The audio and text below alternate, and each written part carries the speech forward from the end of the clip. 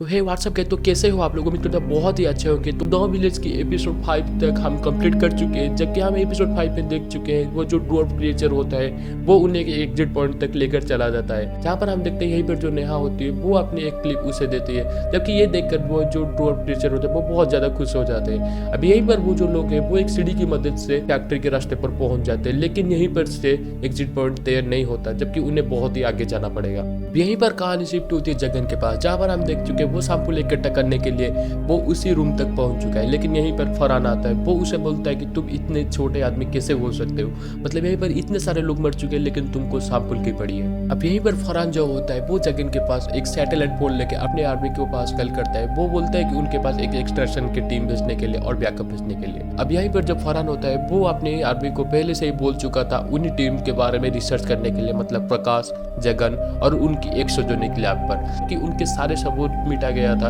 लेकिन यहीं पर जगन के बारे में कुछ पता लग चुका है, जबकि जगन जो होता है उसके ऊपर अब तक की बहुत सारे केस चल रही है और वो बहुत ही इलीगल काम कर रहा था, मतलब बच्चों को यहाँ पर लगे उनके साथ बहुत ही गलत काम। अब यहीं पर जब फरहान होता है उसको बहुत ज्यादा गुस्सा आता है, क्योंकि उसकी भी एक छोटी बच्ची थी जिसके साथ ये सारे काम हो रहा था। अब वो गुस्से में के जगन को यहीं पर खत्म कर देता है। यहीं पर हमें ये पता लगता है प्रकाश जो जगन को ब्लैकमेलिंग कर रहा था वो इसी काम की वजह से, मतलब ये जो बच्चे को लाके यहीं पर जो गलत काम कर रहा था। यहीं पर हम देखते हैं गौतम की फैमिली साहिराज और करुणागम इसी रूम पर पहुंच चुके थे जहाँ पर फरहान और उसकी आर्मी थी। अब वो लोग एक टीम तैयार कर लेते हैं, यहीं पर जो सारे लोग हैं वो बाहर निकल सके। यहीं पर हम देखते हैं जगन जिस केमिकल को लेकर यहीं पर से भागने वाला था वो केमिकल नीचे गिर गया था। अब यहीं पर जो नेहा होती है, मतलब गौतम की बेटी, जब वो उसे उठाने के लिए कोशिश कर रहा था उसके हाथ में छोटी सी कट लग जाती है। अब यहीं पर मौजूद जितने भी सारे लोग हैं वो अपनी मंजिल तैयार करते हैं यहाँ पर से निकलने के लिए, लेकिन जब वो निकलते हैं वो देखते हैं कि उनके सारे जो क्रिएचर है वो उनके ऊपर अटैक ही करने वाले थे। लेकिन यहीं पर उनके साइंटिस्ट में से एक बोलता है मैं 100 मीटर रेस में फास्ट हूँ, मैं उन्हें यहीं पर डाइवर्ट करता हूँ और तुम लोग जो हो वो यहीं पर से जल्दी निकलो। दरअसल मैं दौड़ने में बहुत ज़्यादा फास्ट हूँ, मैं उन्हें यहीं पर डाइवर्ट करके मैं तुम्हारे पीछे चला जाऊँगा। अब ठीक इसी बीच एक जो क्रिएचर होता है वो यहाँ पर से उसे उठा कर ले जाता है और उसकी शरीर एकदम से फाड़ कर रख देता है। अब यहीं पर वो सारे लोग जो है वो आगे चलकर अलग अलग हो चुके थे और फरहान की टीम की एक जो आर्मी ऑफिसर होता है वो भाटियान को रोकने के लिए उसके पास जाता है, लेकिन भाटियान उससे भी खत्म कर देता है। यहीं पर हम देखते हैं शक्ति, करुणागम और उनके साथ एक जो साइंटिस्ट होते हैं वो डी ब्लॉक तक पहुंच चुके थे, लेकिन ठीक उसी समय भाटियान जो होता है उनके सामने आ जाता है और उनके ऊपर अटैक करने लगता है। ठीक इस समय फरहान और गौतम उसी भाटियान के ऊपर फायरिंग करने लगते हैं, जबकि जो गौतम होता है वो फरहान को बोलता है मैं यहाँ पर उसे उलझा कर रखूंगा, तुम जाके डी ब्लॉक के दरवाजा खोल लो। लेकिन ठीक इसी बीच और एक छोटा सा क्रिएचर आता है जो कि गौतम के बेटे को उठा कर ले जाता है। अब हम यहीं पर देखते हैं उन्हीं बीच झगड़े होते होते करुणागम जो होता है वो नीचे गिर जाता है।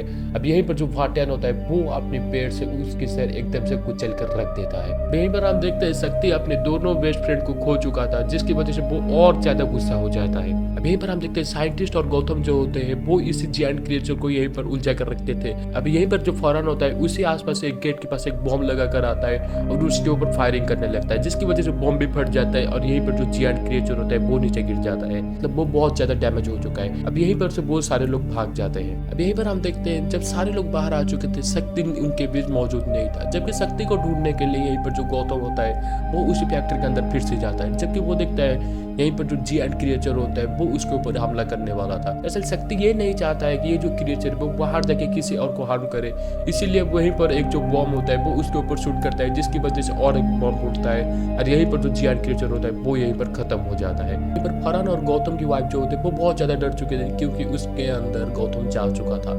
लेकिन खैर गौतम को कुछ नहीं होता, वो यहीं पर से बाहर निकल चुका था।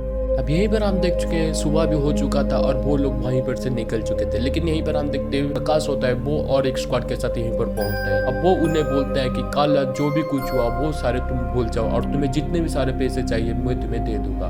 लेकिन यहीं पर जो गौतम होता है वो बहुत ज्यादा गुस्सा करता है, वो बोलता है कि ये सारे काम करने के पीछे तुम्हारा हाथ है और वो उसे एक मुक्का भी मार लेता है। अब यहीं पर हम देखते हैं प्रकाश जो होता है वो और एक टीम भेज चुकी थी उसी फैक्ट्री के अंदर, जो कि वहीं पर जितने भी सारे क्रिएचर्स मतलब जिंदा थे वो यहाँ पर उन्हें लेकर आ चुका था। लेकिन यहीं पर हम देखते हैं जगन जिस एंटीडोट को यहीं पर लाने वाला था वो एंटीडोट को यहीं पर जो साइंटिस्ट होते हैं वो यहाँ पर लेकर आ चुके थे। मतलब ये सारे क्रिएचर और ये एंटीडोट को लेके आगे प्रकाश क्या करने वाला है वो तो हमें आगे चलकर पता चलेगा।